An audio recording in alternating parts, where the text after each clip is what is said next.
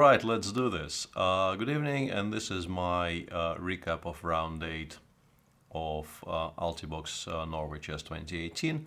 And in round 8 there was, for the second time I believe in this tournament, there were two decisive games, and there was therefore a choice for a game of the day. But in the end I went with the game between Vishy Anand and Fabiano Caruana, because I felt that the very, very convincing victory of Hikaru Nakamura over Sergei Karyakin would have been sort of the easy way out. Hikaru simply out-prepared Sergei today, and when faced with the position he most likely looked at some point in his life but couldn't remember, Sergei made a few unfortunate decisions and was more or less lost 3 to 4 moves away from what was for him official theory, which is not something you see every day, but it makes for a less than entirely interesting game in my view. Whereas the game between Vishy and Fabi was a very, very interesting and a very complicated struggle, so I went with that. Before I lose my mind entirely, let's go into the game. Vishy goes e4, e5, knight f3, knight f6. Once again, Fabi sticks to his guns and plays the Petrov. Knight e5, d6, knight f3, knight takes e4. And here Vishy goes for something somewhat surprising. He is one of the premier theoreticians of the last, let's say, 3 decades.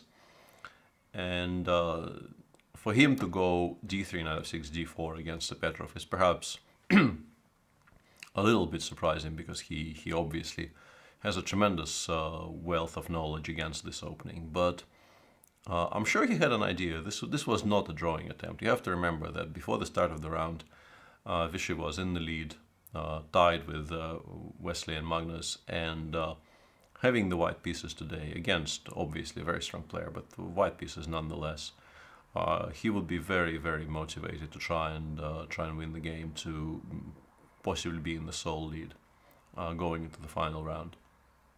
d5, we now have a position which can also be achieved through the exchange French, which is sort of roundly ridiculed as a drawish, non-ambitious opening, but I think it's not quite fair, and people do play this quite seriously.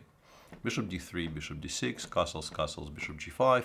Once again, this is how endless games in the history of chess were drawn, by sort of repeating symmetrical moves, trading everything down the e-file, and not doing very much. But I'm sure that that was not Vishy's intention here, and these days white quite often will, instead of playing c2, c3, at some point play c2, c4 to unbalance the position and avoid symmetry, and actually try to play for advantage. So I'm sure Vishy had an idea here, but Fabi got there first.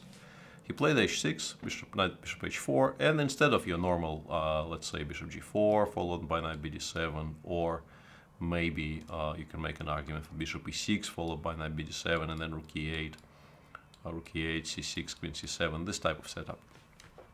Fabi goes knight c6. The one obvious idea of this move is to play knight b4, drive away the bishop from d2, and then play bishop f5. For instance, after knight bd2, I believe black probably would have done exactly that. And after c3, black has a choice between knight c6, which does allow bishop b5, and to my eyes, apologies, I seem to be losing my voice today. To my eyes, this doesn't look completely equal for black. I would much rather be playing the white pieces in this position. Or you can go knight d3, takes, rook e1, and I tried figuring out if I think this is completely equal or not, and didn't really come to any serious conclusions. But once again, I think Vishy would feel a lot more in control had he gone for this variation compared to what he got in the game. Without too much thought here, Vishy played c3, because why wouldn't you start with c3, completely stopping this counterplay with knight b4, and you can play knight d2 next move, right? Not so much. g5, bishop g3, and knight e4. Fabi showing his colors, so to speak, planting the knight on e4 one move before white goes knight bd2 and more or less completely stops it, and preparing to support it by playing f7, f5. As Jan said during the live show, I think it's a very apt comparison. They do this a lot these days in the Ragozin, and this is a similar type of an idea. Very dynamic and interesting. And the position becomes very unclear. You can start with knight bd2 here, black plays f5, you take on d6, and Fabi, I assume, because of what he has done in the game, I assume he probably would have taken with the pawn, although taking with the queen and after bishop b5, aiming to trade off the knight on c6 and land yours on e5, which would more or less win the game for white. Black can play g4, just in time before the knight lands on e5, and the position after knight h4, let's say queen f6, g3 and knight e7 is quite unclear, but obviously very playable for white, of course. Otherwise, black can take on d6 with a pawn, and this leads to very, very exciting play, because this actually is a pawn sacrifice to all intents and purposes. White plays queen b3. The pawn cannot really, I mean, the threat to the pawn on d5 combined with the threat of knight e4, fe, and bishop takes e4 using the pin is so strong that black has to play bishop e6.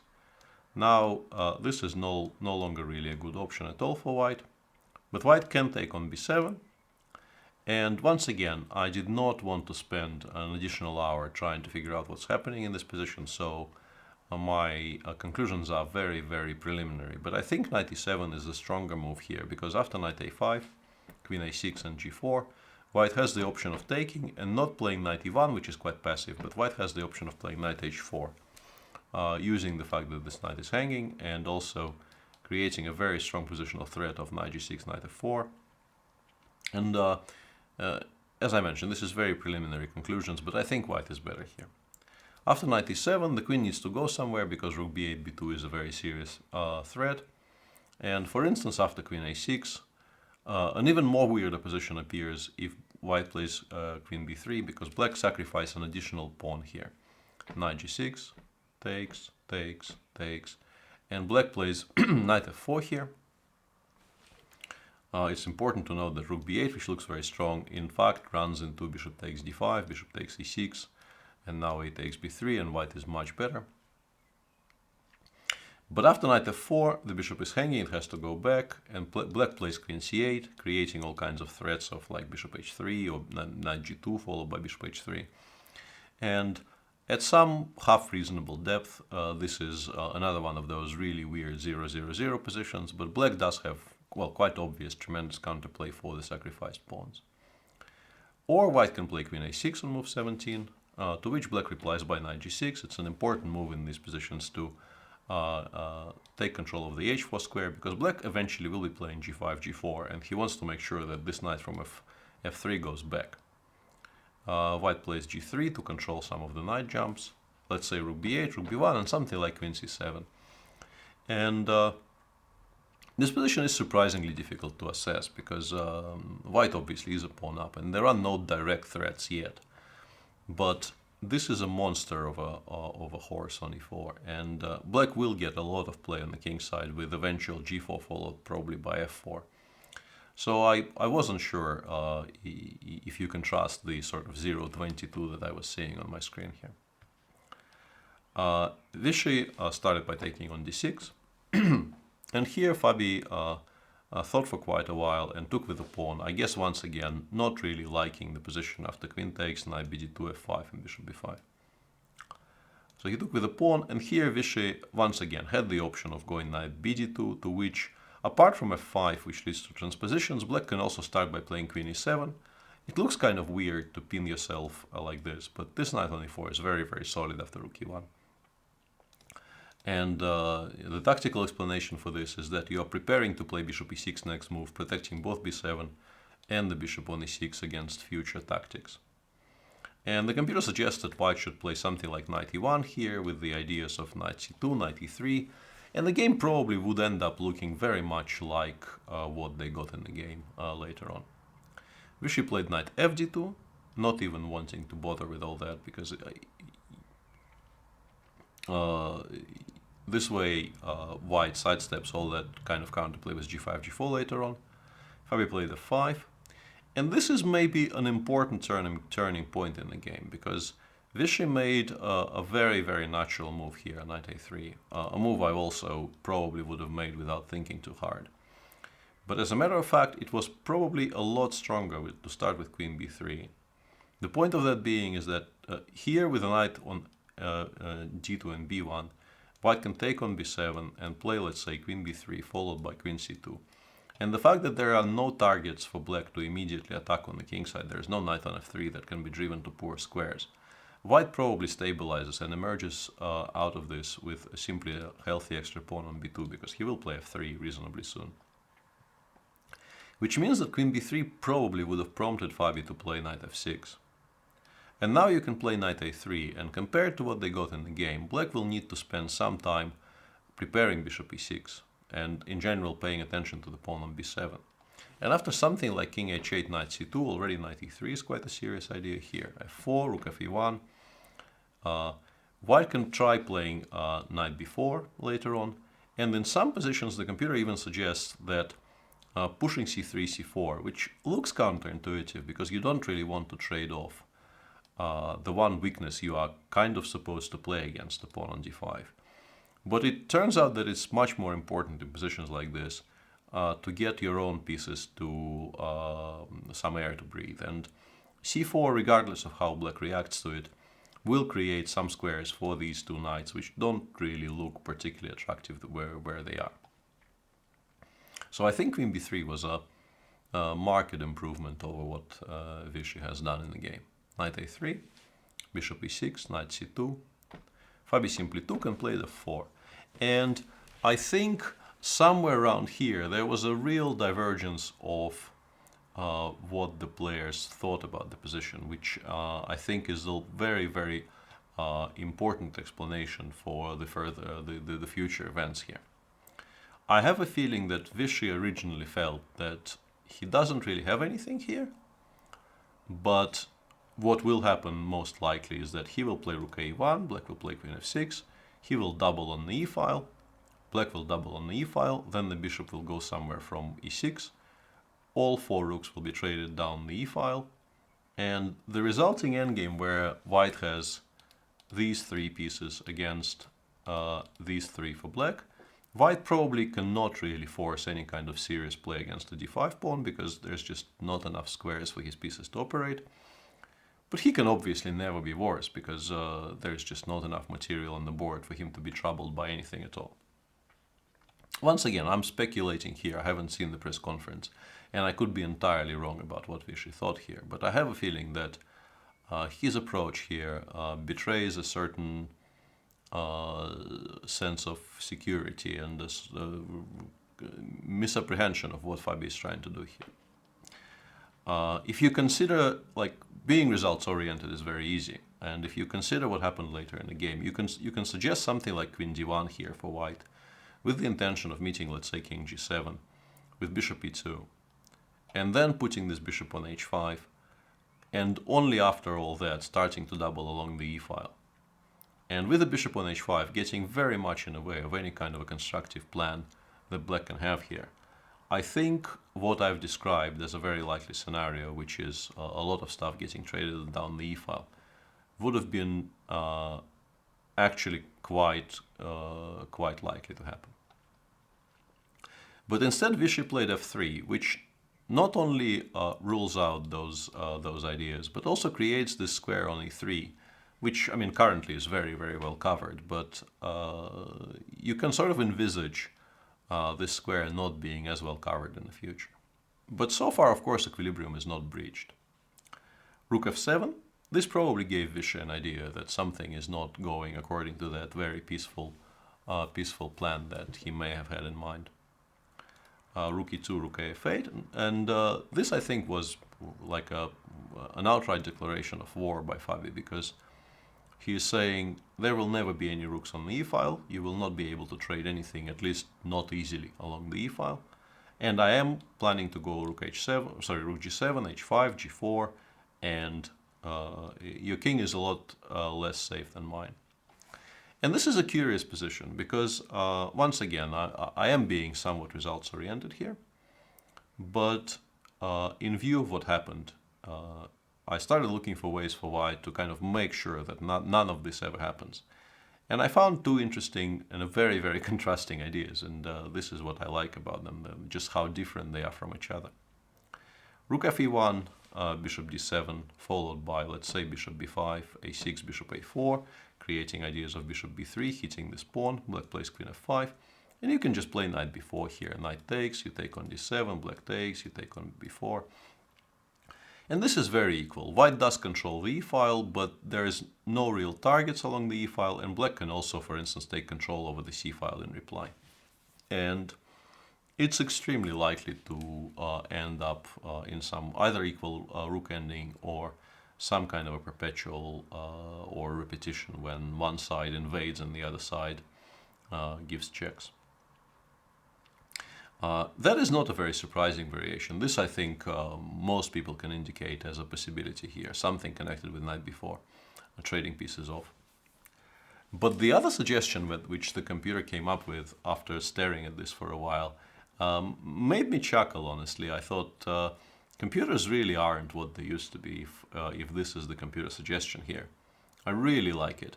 The machine suggests you can play king f2 here. And that would have been such a cool concept here, despite all the pieces amassed on the king side, and seemingly g5, g4 already being a move you need to consider. White just aims to do this. Or perhaps b3, king b2 at the end.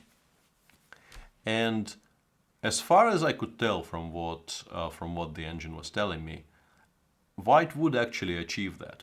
There is no good way for black to stop the king from getting to, let's say, c1, where it will be in complete safety.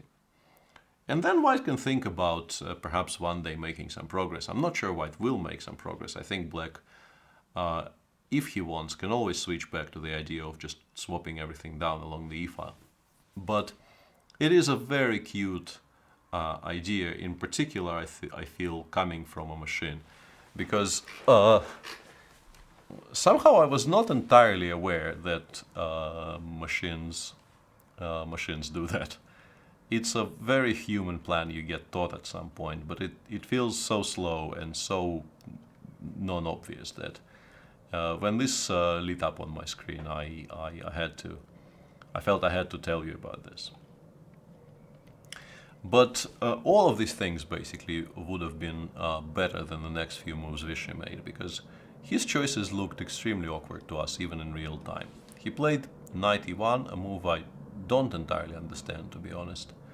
Perhaps he is preparing to meet g4 by reinforcing the pawn on f3, but what he is mainly doing is misplacing many of his pieces by knight e1, and it did eventually end up on d3, but what it is doing on d3 is also not entirely clear. Apart from, once again, a prophylactic idea of, let's say, playing bishop c2, knight d3, and by the virtue of the knight on d3, putting a lot of pressure on the f4 pawn, you make the g5, g4 break a lot harder for black to achieve. But it's slow, and it also, as you will soon see, create problems with white connected with the control over the e3 square. Knight e7, bishop c2, a5, the move that is not, strictly speaking, required, but is very sensible, because black wants to, once and for all, do away with the ideas of, let's say, knight d3, knight b4, attacking this pawn on d5. Bishop b3, rook g7, and Fabi is already sort of declaring that he is almost ready to go for h5, g4 plans, and if the knight ever lands on d3, for instance, right here, black can play knight f5 and plonk the knight on e3, which is quite strong, obviously. And this was arguably maybe the last point where white had what, once again, this was a brief check, but it feels like this would have given Vishy comfortable equality here if he calculates one line to the end. You can play rook fe1 here, knight e3, and suddenly kind of change tack and go knight f2. You want to play knight d1 next, smoking this guy out, which is a very useful idea for white, of course. And you're also using the fact that black is currently not entirely coordinated, and if black plays g4 in this position, you can take on e3, take on e3, this is hanging, the pawn on d5 is hanging, knight takes g4 is a very serious idea here. So you're doing quite well here, in general. At the very least, white is not worse here. And if black plays king h8, knight d1, and now g4, once again, you will have to do one precise bit of calculating, but it's, Vishy would have found this line. Knight takes e3, gf, rook f2, black takes, you take with the rook, rook takes. All of these moves are only moves for black, but it's also very, very natural. Rook g2, fg, and here, because everything else basically loses on the spot, you find a reasonably simple tactic. Rook f3, queen takes h6, and the game ends in a perpetual. So by playing knight d3 here, I believe white probably holds by force, although obviously convincing yourself that you need to calculate all these variations, it would not have been easy. Instead, Vishy played queen d3, Fabi played bishop d7, covering all those squares on the queen side, also in some cases maybe hinting that a5, a4 could become a theme. White plays a4, and here once again Fabi played a move which I think most human players would have played in this position, king h8, and sort of sidestepping this x-ray from the bishop on b3. But you could make an argument that this is a waste of a tempo, and the immediate h5 may have been stronger. It's not a mistake, though. I mean, you do make this move in this position in most cases, because it is just so natural for a human player to be annoyed by the bishop on b3. Queen d2, h5, knight d3, and now we enter sort of the next phase of the game, because having placed his pieces on these squares, Vishy is kind of obliged to go knight d3 here, but it does allow knight f5. Somewhat curiously, the computer also suggests that there is a different option for really, really greedy people. You can actually play queen f6, f7, a tremendously ugly move that very few people would actually consider, I think, in a live setting, with the idea of meeting rook f1 with knight f5 and not even giving up the pawn on d5 at all, while still maintaining a very strong threat of knight e3. And the machine, once again, these are not very serious depth. I mean, I was using a reasonably serious engine, but not at deep sea depth. Suggests that it's quite good for black. Black is definitely playing for a win here. But knight f5 immediately is obviously not a mistake. And white takes. There's really no good choice apart from that available to white. Knight e3, takes, and Fabi took on a4. And in this position, white currently has only one pawn for the exchange, and if it remains the same and black, for instance, gets some moves like b6 followed by bishop back to d7 or bishop b5, it's quite obvious that it is black who will be significantly better, although you can maybe make an argument for something like knight f2 with the ideas of knight e4 here to play for positional compensation. But, of course, any kind of a human player would want to play rook a1 here. Because if you can pick up the pawn on a5, not only will you have two pawns for the exchange, you also activate your rook. And you will generate a tremendous amount of counterplay with your rook on a5 instead of on f1. And it's very natural that Vishy played rook a1 here, trying to get that counterplay. And play becomes very, very forced. Rook e7 first, queen d2, bishop b5. This is the way to try and refute rook a1. Rook a5, takes, check, king f2, and rook f8. We expected the game to reach this position, and my original impression was that this is probably winning for black. But as a matter of fact, white does have a way to escape here. But as I said during the live show, I believe Vishy was let down by the fact that the move rook a8 exists in the position. Black's threats are rather obvious. He wants to play either queen f4 or g4 with the idea of queen h4 check. In general, if the queen lands on h4, his check is just mate. And white is extremely slow to deal with this, and it's quite difficult to find good moves to even stop that threat. Because you cannot really play bishop b4, there is a pin on the f file, so black just collects material. And there's a very cute tactic as well. If white goes g3 here, black has a very, very nice move, queen f6, f5 here, which I was very proud to have spotted during the live show. And the fact that queen f5 allows mate in wine means that white basically has nothing better than going for this line and then resigning. And I think if rook a8, which is what Vishy played here, and he was down to, I don't want to lie, but something between 10 and 13 minutes, I believe, at this point, maybe slightly less. If not for the fact that rook a8 exists in this position, I believe Vishy may have found the correct solution, which is to play bishop takes b7. First of all, this obviously stops g4 because rook takes h5 will just win. But after queen f4, you absolutely have to find the move rook a5, e5. But I believe it would have been very much within Vishy's capabilities to find it if he thought that everything else loses and he just continued calculating. And in this position, originally I thought black maybe still wins, but my, once again, limited amount of analysis, I now think that this is probably just a draw, and the following line is very critical. Queen c1, if black takes on e5 and after de goes rook b8, queen d5 holds for white here, and if you take on e5 with the queen here, white goes bishop e4 and once again queen d5, and this is, I mean, even sort of the eye test shows that white obviously should survive this. Queen c1 is much more serious though. Rook e8, bishop e4 is the only move. Black takes on b2. It's very important that after d6, d5, white has queen a6, creating immediate counterplay along the 6th file and rank, and making a draw. So black takes on b2. And here, somewhat surprisingly, king g3, queen c1 is almost completely hopeless according to the machine, because the queen returns to f4, and then white is just not coordinated enough to hold. But you can play queen c2. Black needs to take and play rook c8, and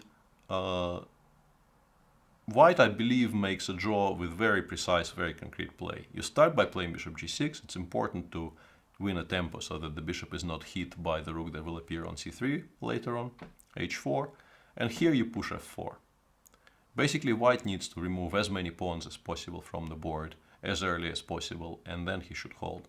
King g7, bishop e4, king f6, gf4, king f3 leads to very similar positions. So king f6, and here you go king f3, allowing rook takes c3 with check, and king g4. And once again, I did not spend too much time clicking here, but the machine gives an evaluation which to me suggests that this position is holdable. Apart from just finding the idea of bishop b7 followed by rook e5, I believe Vishy would have made all these moves. But starting with bishop takes b7, believing it might survive, and then finding this very study-like crossing on e5, that I think was the biggest stumbling block, and I believe Vishy probably didn't come up with this in time. He was also in time trouble, of course. But he did see that rook e8 exists, and once again, I want to reiterate that when you find the move to play which doesn't look like it's losing on the spot, it's very easy to just stop looking. Queen f4, rook e8, and here I guess Vishy realized that despite him being able to trade one of the attackers, and he does have two pawns for the exchange here, his king is so unsafe that the move he made is the only move not to resign on the spot. He played queen d1, bishop e4 losing to d5 is quite easy to understand. The fact that g3, queen c1 is completely lost might take you slightly longer, but white is just completely hopeless here. There are too many threats. Queen d1 has to be played. And Fabi committed what I suspect is a slight inaccuracy here, but it doesn't really change the evaluation. He took on h2 immediately. It was better to play queen h4 check first, king f1, and take on h2 here, creating a very important threat of queen h1 check. And there's really nothing better for white than playing queen d2, which leads to exactly the position that they got in the game later. But queen takes h2 immediately, which is what Fabi did on move 38, allowed bishop e4, which doesn't save the game, but it does set up a very important trap. If black plays d5 here, all of his advantage is gone after queen a4. However, if black just plays queen f4, let's say g3, queen f6, king g2, g4, He probably still converts this into a full point. White is just not coordinated enough to withstand this type of pressure. But on move 39, with both players quite short on time, this probably constituted objectively the best try White had, because the position after queen d2, which is what Vishy played, queen h4 check and king f1, is completely lost. Fabi repeated a couple of times to make sure he passes time control, and gave this position some very serious thought. And I was absolutely sure that he will play king g7 here. King g7 is a quiet move which looks somewhat non-concrete, but the point is, the moment you prepare and play g5, g4, which currently obviously is impossible because it blunders mate in 1. Once you play g5, g4 here for black, White's position just collapses under the weight of combined threats. Bishop e4, g4 creates a threat of d6, d5, followed by, let's say, g4, g3 and mate. If you play queen f4 here, d5 just wins. It's also important to note that, like in a position like this, it seems like the black king is completely alone and will now be checked in perpetuum. But the queen on h4 combined with, let's say, the rook on e7 covers more or less every single checking square, so there is never any perpetuals here. The way to deal with the threat of d6, d5 would be to, let's say, play c4, and then the queen can just return to f6. And then black starts pushing h4, h3, and he is completely in control in the center. His king is very safe, which you cannot say about the white king. And yeah, this position basically collapses under its own weight.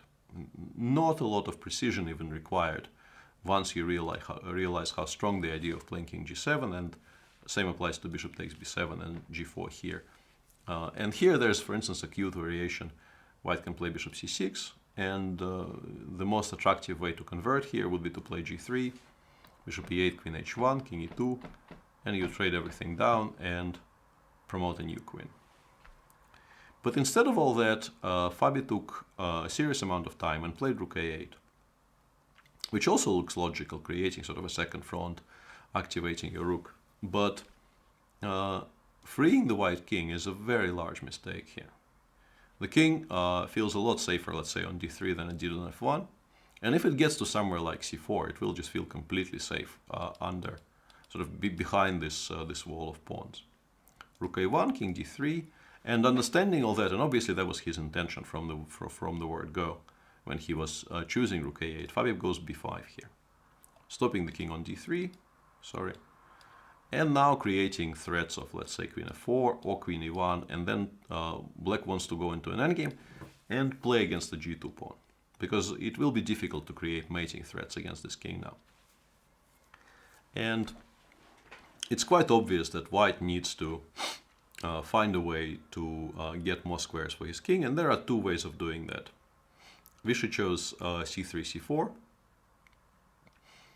which is a very logical move, but it doesn't actually equalize. Fabi needed to play very precisely from that moment on, but black does have a very, very significant, probably decisive advantage here. But if Vishy found bishop c6,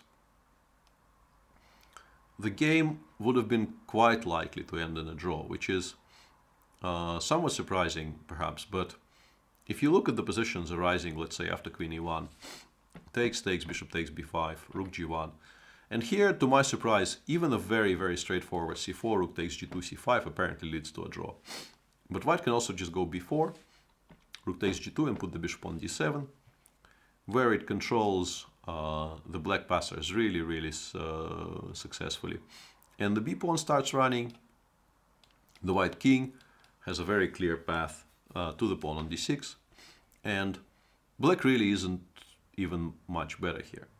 I think white holds this position quite comfortably. After some thought, the computer actually suggests that the best play for black here would be to play something like king g7, bishop takes b5, and king f6. Not committing to anything, no trades, no mating nets for the white king. But after bishop c6, I mean, it is quite obvious that this is a tremendous improvement for white. White once again has 2 pawns for the exchange. There's also potential safe squares for the white king on the queen side. And black hasn't actually made any progress on the other side of the board yet. So bishop c6 would have given Vishy very significant, very real chances to make a draw. Instead he played c4, bc king takes c4, and here Fabi made a very strong move, which we originally thought might still lead to a draw, but his evaluation was much more precise. He played queen f4, and our original thinking in the studio was that by taking and meeting the threat of rook g1 by playing bishop e6, yeah, that's not how bishops go, aiming to play bishop h3 and then attacking the pawn on d6 with king d5, king takes d6.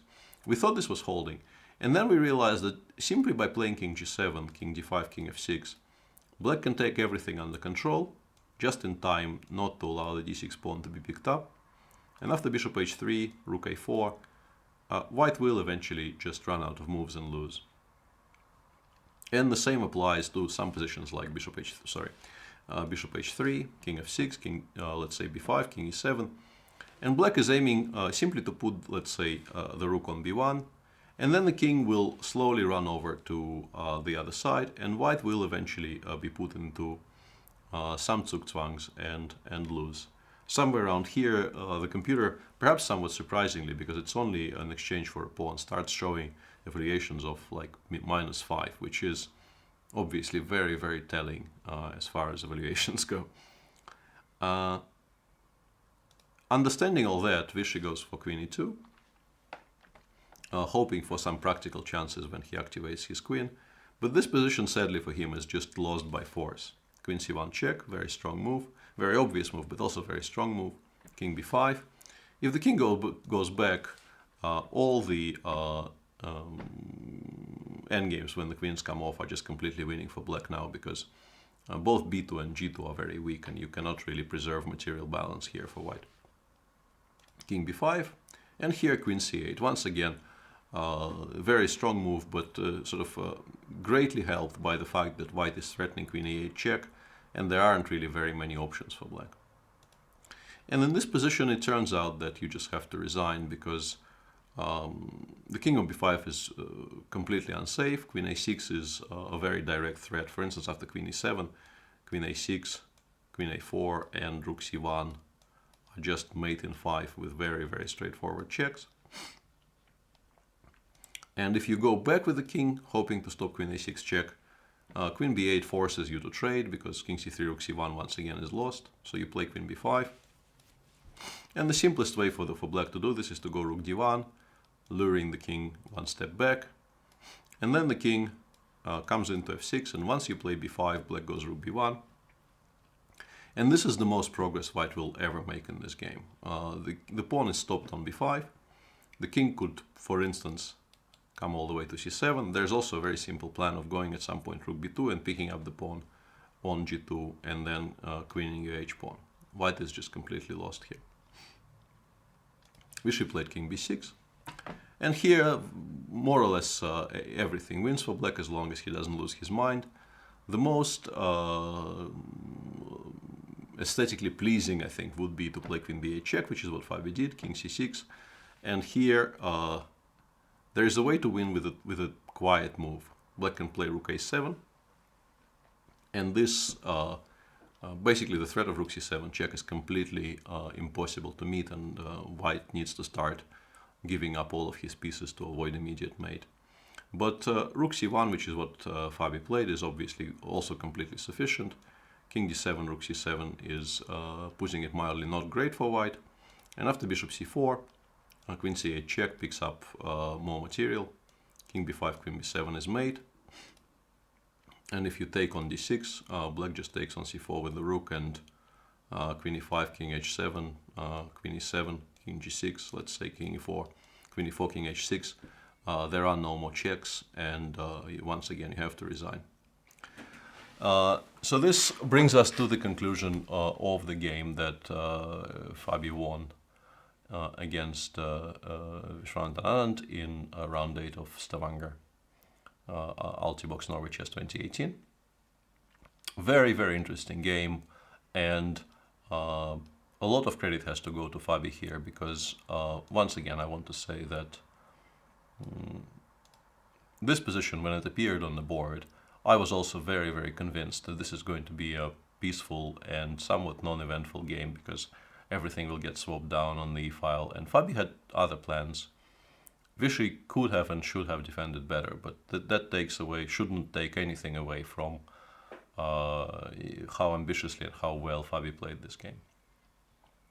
This victory results in a somewhat curious situation where, with 1 round to go, there are 4 people tied on +1, and those 4 people are the world champion Magnus Carlsen and all 3 Americans. Fabi with this victory, Hikaru after his victory over Sergei Karyakin, and Wesley So, who already was on +1.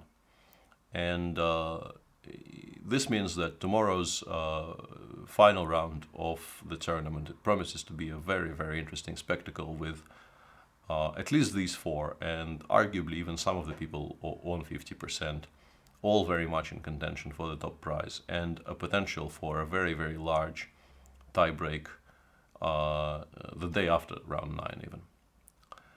So let's all watch that and enjoy it, and I hope you enjoyed this somewhat longish video.